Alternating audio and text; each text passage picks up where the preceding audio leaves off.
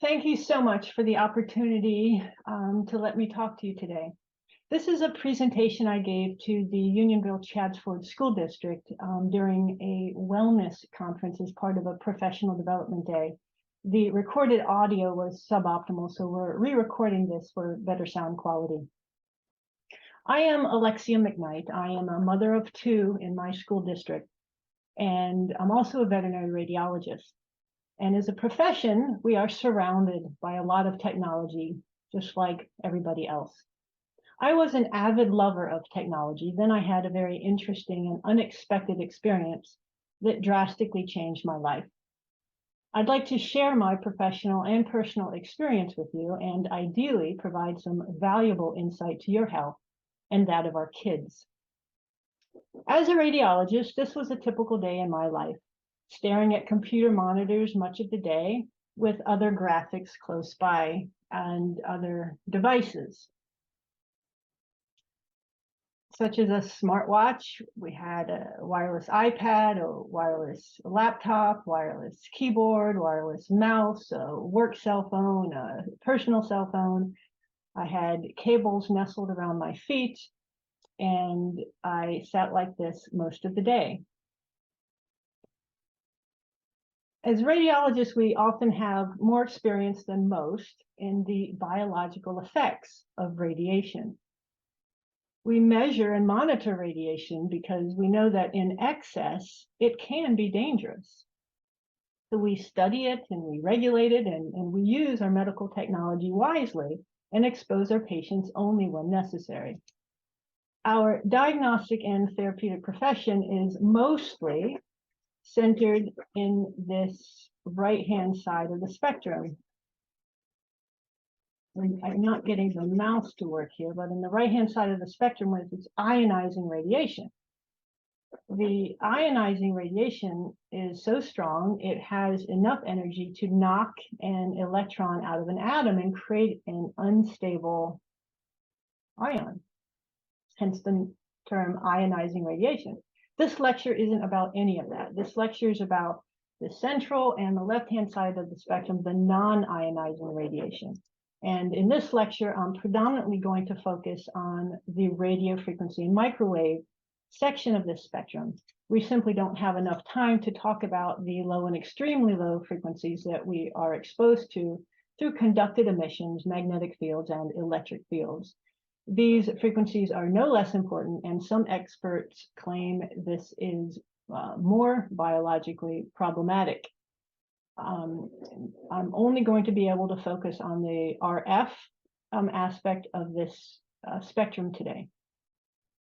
And these energies don't have enough energy to knock an electron out of an orbit. But in very high doses, they can create heating. And this is how a microwave oven works. And it used to be thought that if there's not enough dose to create heating, then non-ionizing radiation can't have any biological effect. And is that still true? Radiation effects are cumulative. But is 24/7 exposure to all of our wireless devices really that problematic? Is this hazardous, or is this all tinfoil hat craziness? Well, let's see what Wikipedia has to say. It says here, it is widely accepted that low frequency fields that are too weak to cause significant heating could not possibly have any biological effect. Then Wikipedia goes on to say, but despite the commonly accepted results, some research has been conducted to show that weaker non-thermal electromagnetic fields and modulated RF and microwave fields have biological effects. And they quote 3 studies. Then Wikipedia goes on to say that the World Health Organization has classified radiofrequency electromagnetic radiation as a group 2B carcinogen, which is in the same category as lead, DDT, and styrene.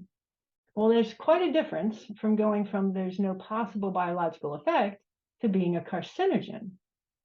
So let's explore the science more deeply. In 1971, the Naval Medical Research Institute published a document reviewing 2,300 publications. In that document, they found many biological effects and injuries, such as nervous system effects, psychological changes, behavioral changes, sleep disorders, gastrointestinal disorders, and many others. But the mechanism of injury is not through heating tissue or ionizing an atom, but rather interfering with the electrical conduction of the body. And this has been shown to go through voltage-gated calcium channels, which are in cell membranes and responsible for the electrical conduction of the body. And this causes oxidative stress. And most people can't feel this. There are exceptions, and I'll get to that, but most people can't feel this any more than they can feel a couple hundred X-rays. But the damage is cumulative, and this oxidative stress resulting is responsible for a myriad of illnesses through different organ systems of the body. If we look at just the brain alone, common illnesses from chronic stress can include Alzheimer's, Parkinson's, OCD, ADHD, autism, migraines, strokes, traumas, cancer. It's important to know that it takes time to develop these illnesses from the effects of chronic stress. This is a graph demonstrating a standard bell curve, and that most people will appear to tolerate a certain dose of something. Some people will be able to tolerate a much higher dose of that something, but some people will be more sensitive, like a canary in the coal mine, able to detect a danger first. Common acute reactions from those able to perceive electromagnetic fields include trouble concentrating and headaches, pain, rashes, fatigue, behavioral change, and also more severe problems such as anxiety and depression, increased blood pressure, severe chest pain, cardiac arrhythmias, migraines, memory loss. To quote Dr. William Ray, a prominent physician and scientist in this field, he said, "Sensitivity to electromagnetic radiation is the emerging health problem of the 21st century. It is imperative health practitioners, government, schools, and parents learn more about it." But is all this man-made non-ionizing radiation really that risky? Well, who knows risk better than insurance companies? We'll take a look at this insurance plan for architects and engineers, and embedded in the details of this plan is a long list of exclusions for which the insurance will not cover for very high risk events like earthquakes or floods. Well, sandwiched in this exclusion list between earthquakes and floods are electromagnetic fields. There's something the insurance companies know. Now, what about other scientific studies since 1971? Well, there have been thousands. I could spend weeks discussing that. We don't have the time. We'll just touch on a few. Here's one publication reviewing 136 studies from Wi-Fi alone. And in that document, we can see a myriad of illnesses resulting from Wi-Fi radiation, like effects on the brain and neurons, effects on fertility and reproduction, effects on children, on hormones, effects on sleep. There's a lot of problems from Wi-Fi radiation. This document comes from Fire Medical, which stands for Physicians for Health Initiative on Radiation and Environment. It is one of many excellent resources on this topic. Now, our Wi-Fi routers are on 24/7, emitting 2.4 gigahertz of pulsed microwave radiation. Listen to this short clip from Dr. Sharon Goldberg testifying at a Michigan hearing on the effects of non-ionizing radiation. And you may not know this. I was shocked to find this out. But the way you create a model of diabetes in rats in the lab is by exposing them to 2.4 gigahertz, and this is not for long-term exposure. I was equally shocked to hear that. A microwave oven also operates at 2.4 gigahertz, and I asked who among us would allow our kids to press their noses against this glass and wait the 2 minutes for the microwave to finish popping the popcorn. I'd venture to guess that none of us would let our kids do that, and this is why. This is an RF meter, radio frequency meter, measuring radio frequency radiation. And before this oven is turned on, you can see that no lights, no sounds are coming from that meter because the background radiation is very low. As soon as the oven is turned on, you can see what that meter registers all the way to the back of the kitchen.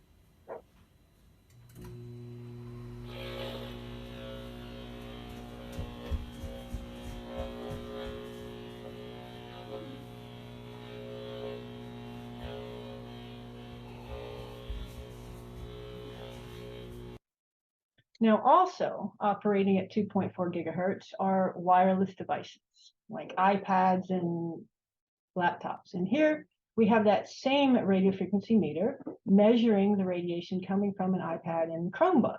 And this first video, you can see what's coming off that iPad until the device is placed in airplane mode and other antennas disabled. And you can see the radiation disappears. Well, then we'll see what comes on off of a Chromebook, and then that same Chromebook that gets internet connectivity through an Ethernet cable and an adapter, and you can see then that the radiation drops very low.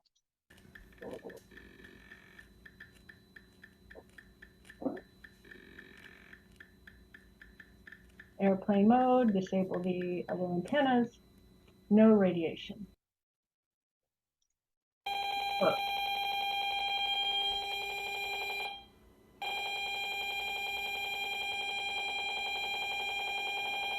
That same Chromebook with hardwired Ethernet connection. No radiation. Now, there is a difference between the radiation coming from a microwave oven and that from our wireless devices. A microwave oven emits continuous wave, which is much less biologically damaging. Our telecommunication devices emit pulse modulated radiation, which is much more biologically active. To demonstrate this, I just want to point out how it is the pulsed modulation that greatly exacerbates the clinical effects. So here's a series of lights, continuous wave radio frequencies, or excuse me, continuous wave light, and then we'll modulate that, and we'll see the difference. And now we're going to start to pulse modulate these lights, and most people will find this a lot more irritating. Okay, now let's try to focus on some algebra. We've got all these flashing lights pulsing all around us. It's harder to focus. Some people will still be able to focus and get the job done, but others it's going to drive them bonkers, and in some it could induce seizures.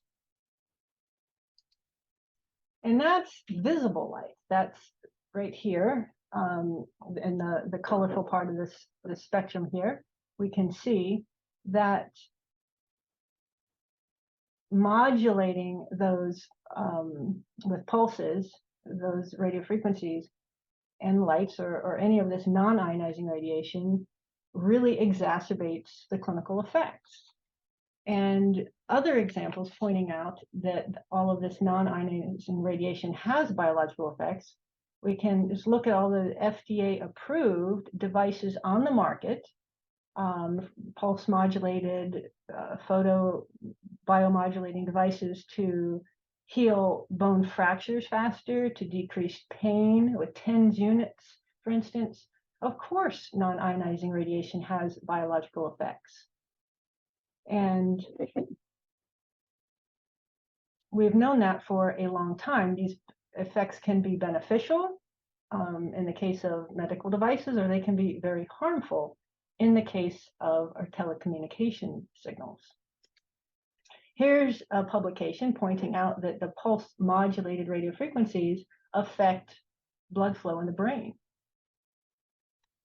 And here is another publication, a very large government publication showing the health effects from cell phone radiation. This study took 14 years to complete. It was a $30 million study, and it was designed to test the federal basis of the safety limits.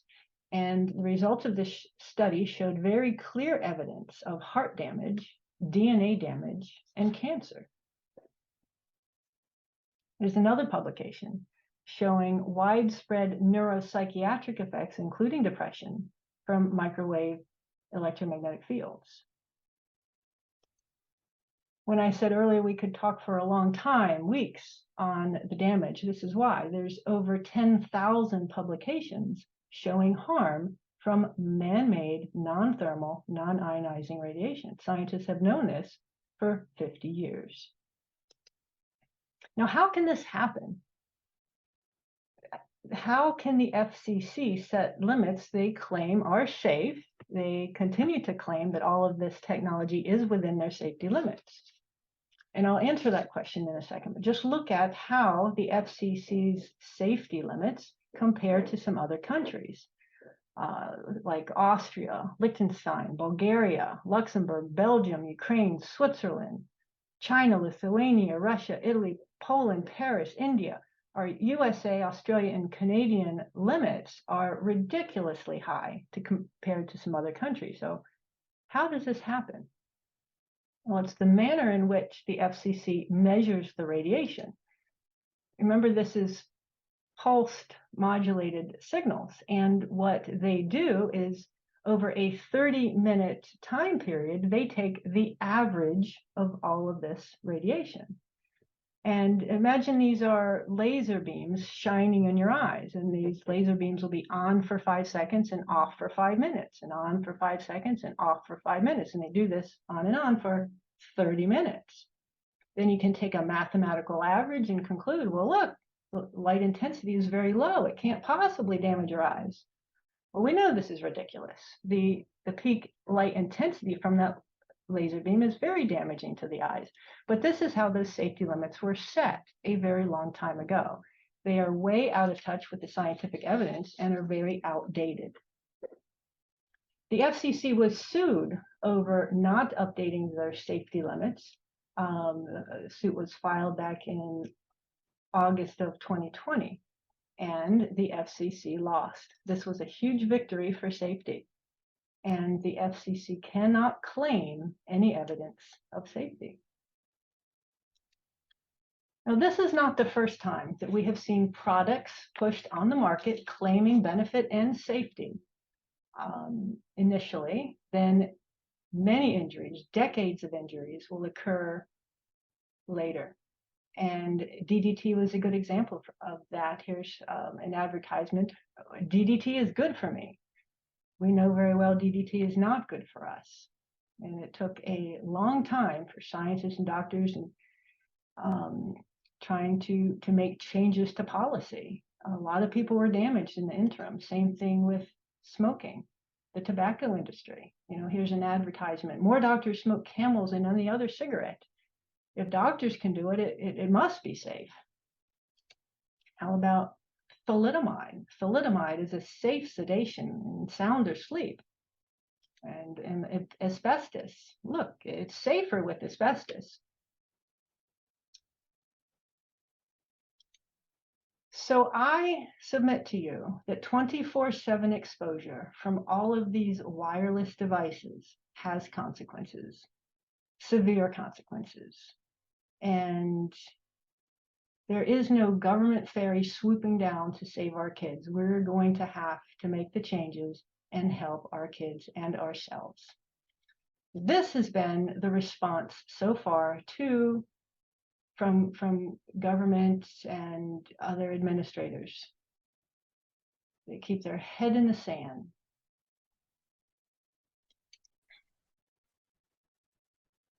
I'd like to share my personal experience as to how I got involved in all this. I had the opportunity to share my story on a TEDx Lancaster forum last year. And I'll try to sum up my story quickly here for you. What happened was at the tail end of 2015, I got a sudden headache, and it started abruptly one day and was followed by total insomnia. All day, every day, I had these bad headaches, and all day, every night, I couldn't sleep. And I then became uncharacteristically agitated, extremely fatigued, very achy, especially neck pain, back pain, abdominal pain. And then I developed a cardiac arrhythmia. And I felt I was having more skipped beats than beating beats. I partially lost my short-term memory and could not even perform basic functions like remembering if green meant go or stop at a traffic light. The only thing of significance the day all this started was the utility upgraded my electric meter to the new model, which was a wireless smart meter. These symptoms, they continued and continued. Now, we fortunately had this other electrical problem at the house, which the utility needed to address. And in the process, they pulled the smart meter off my house. My cardiac arrhythmia was already better by the end of the week. And that bad headache finally stopped. My mood returned, my energy returned, my aches and pains lessened. I finally started feeling so much better. Then some weeks later, my cardiac arrhythmia returned again. My headache came back. My mood declined again. The aches and pains came back, and the depression returned.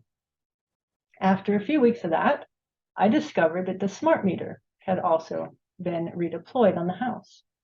The meter was pulled a second time, and my symptoms resolved a second time.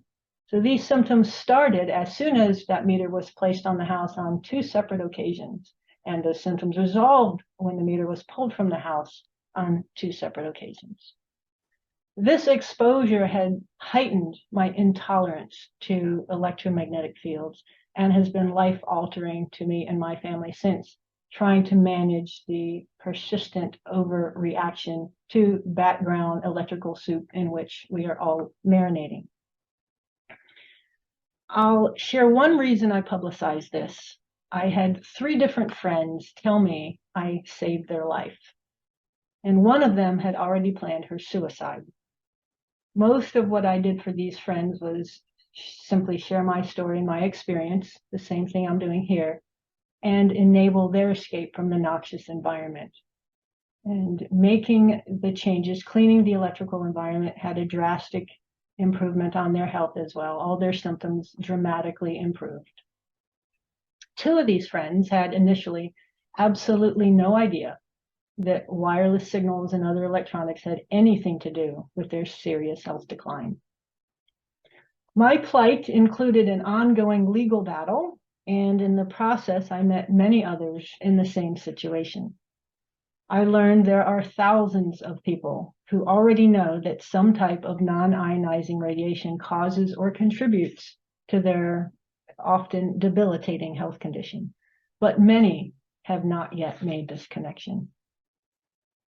Now I'd like to introduce to you Cecilia Doucette from Massachusetts for Safe Technology for some solutions.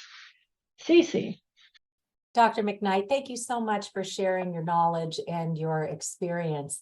I was testifying before the Massachusetts Department of Public Utilities, and I measured the number of pulsations that came off of the utility smart meter on my own home. And it was 17,000 times a day that was pulsating. And if we didn't know any better and had somebody on the other side of that wall, they too might have become very ill. So I would like to share a set of slides. Justin, can you give me a nod if you can see my slides? Yep, we're good. Okay, great. Thank you. So like many people, I had no idea there was anything to even question about wireless technology. And I used to run our local education foundation at the time that the industry was pushing that 21st century classroom into our schools.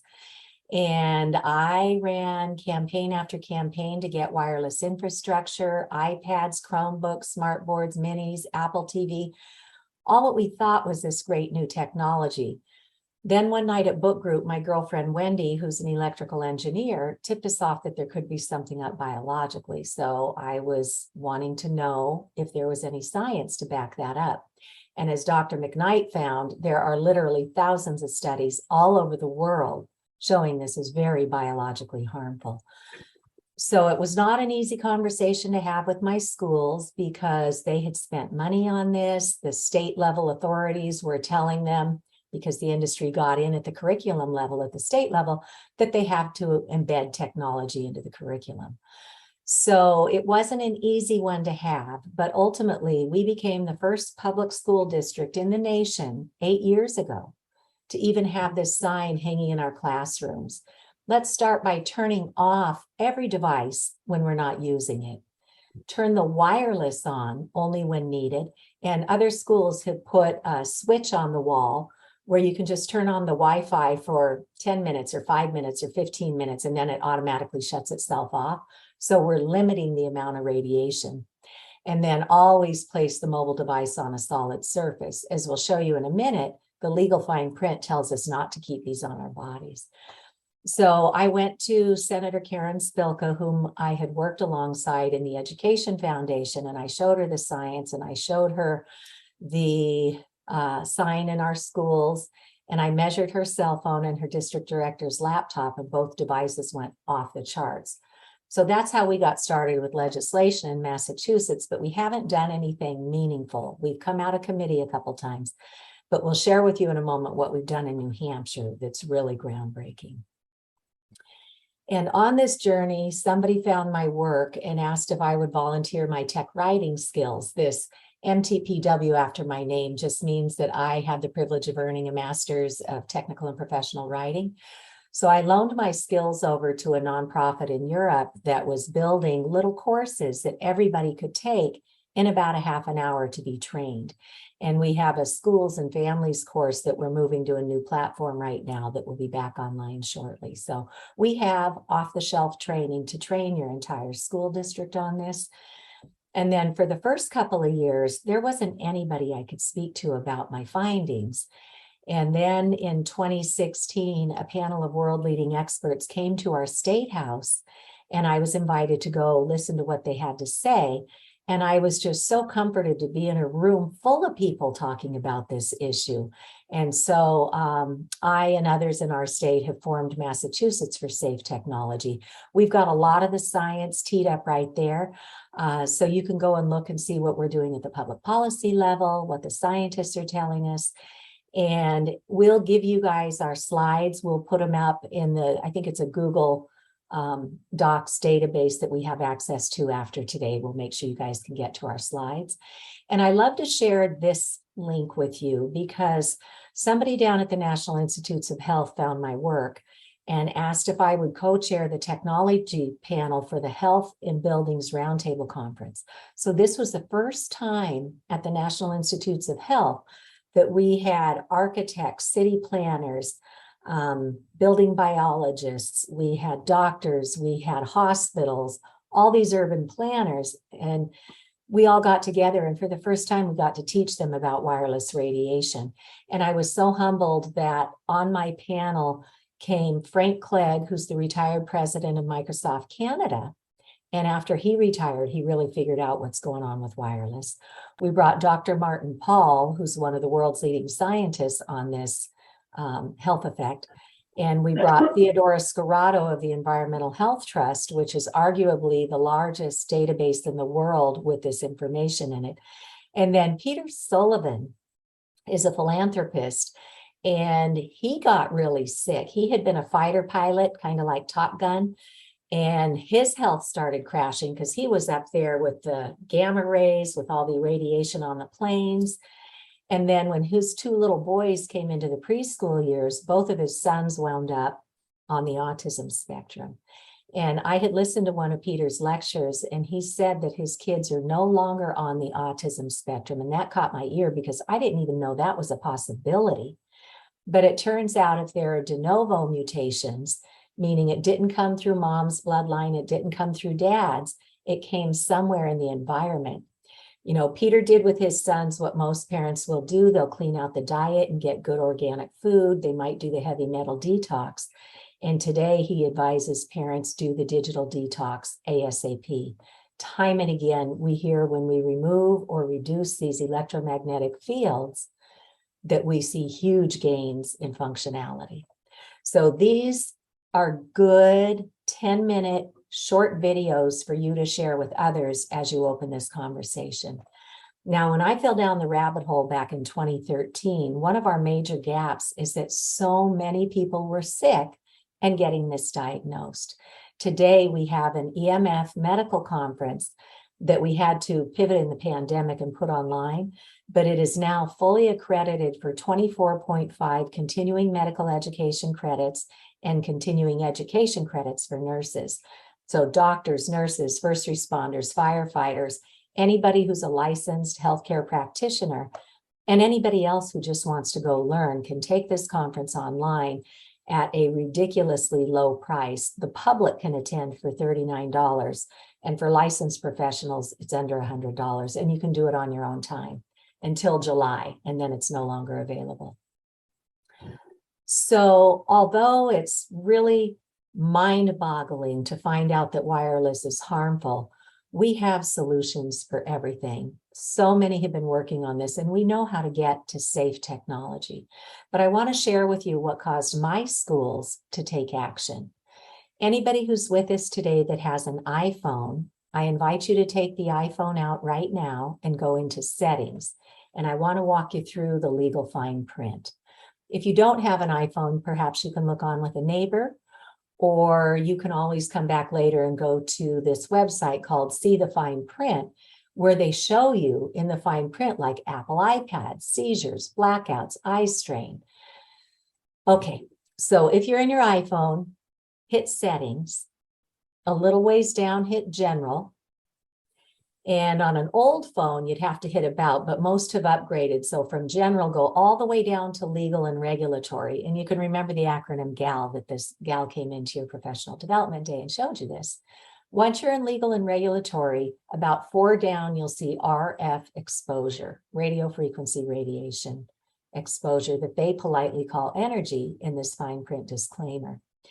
And when we read the first few paragraphs, there are a couple of important things. One, this device was tested at a distance from the body. So if you put it in your shirt pocket or your bra or your waistband or your back pocket or your front pocket or up to your head, you are exceeding the FCC public radiation exposure limits. And as Dr. McKnight taught us, they were never biologically safety tested. So the FCC allows like this much radiation, and the science is showing us the harm is at hundreds of thousands of times below that. So another paragraph there suggests that you use a hands-free option. So basically, if this thing is radiating, you should not be touching it, or it should not be touching any part of your body. The reason being is that they give it to us with multiple antennas radiating: cellular, data, Bluetooth, Wi-Fi, locator, hotspot. And for anybody who didn't know any better and upgraded to a 5G phone, please don't do it if you haven't. You have additional antennas in there. So you should have a choice. If I don't need all those antennas, certainly let's turn them off and only turn on the one that we need for as short a time as possible. I'm going to take a quick break out of the screen sharing. This morning, one of your colleagues asked about the earbuds, and that is putting a microwave transmitter on both sides of your brain and then radiating down somewhere along your body or near you, wherever your radiating device is. There are options for everything. This is what you do instead of earbuds. You get a hollow tube headset. We know that metal amplifies radiation, so you don't want to plug a traditional headset into a radiating device because it's just going to go trucking right up to your brain on the wire. What you can do is get the air tube or the hollow tube. It's got, good acoustics. These little ferrite beads break the radiation, and then the sound carries all the way up into your head with no metal. Don't get any earbuds with metal like magnets to hang around your neck. That'll just draw more radiation to your brain. So when I was learning this, I was thinking, how can I get my head around this thing that's so invisible, but so toxic? And I ultimately learned that there are radio frequency detection meters that one can purchase. And Lexi had demonstrated her acoustimeter.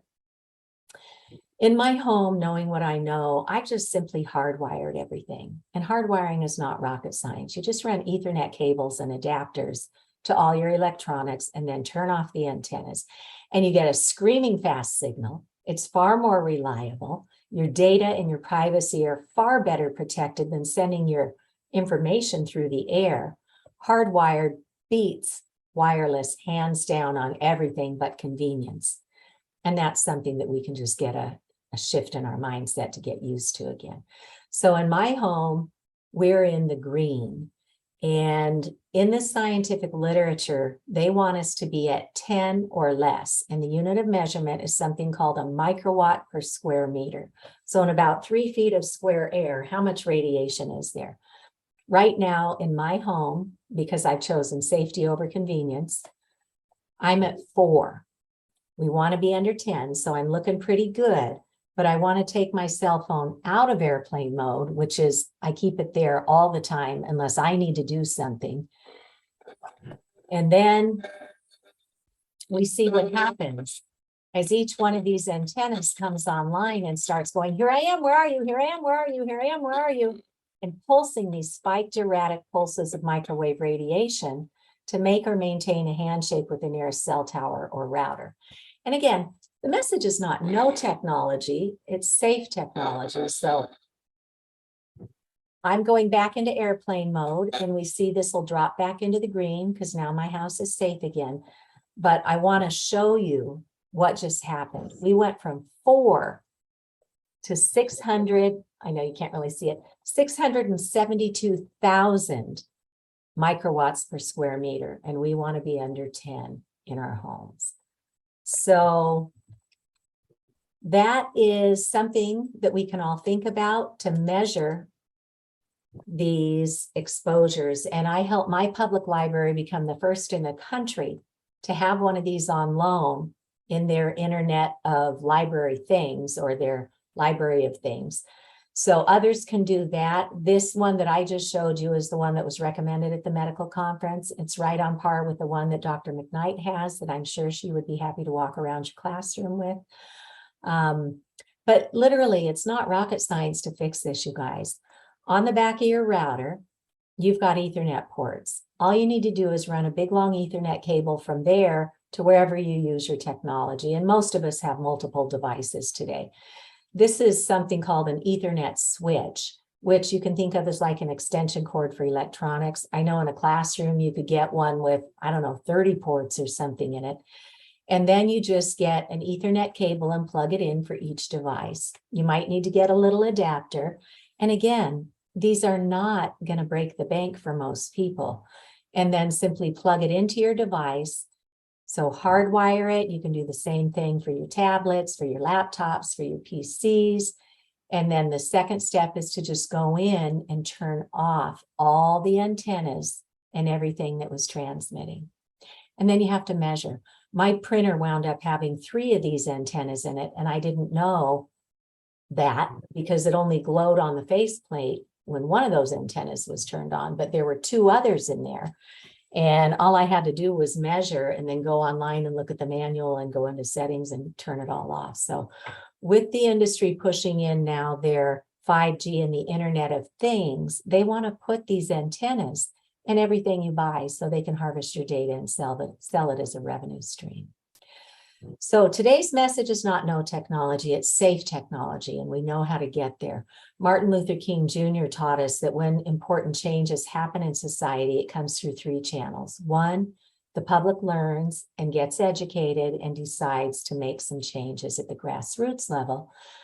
And then, as we saw, the courts are starting to get involved in this and public policy.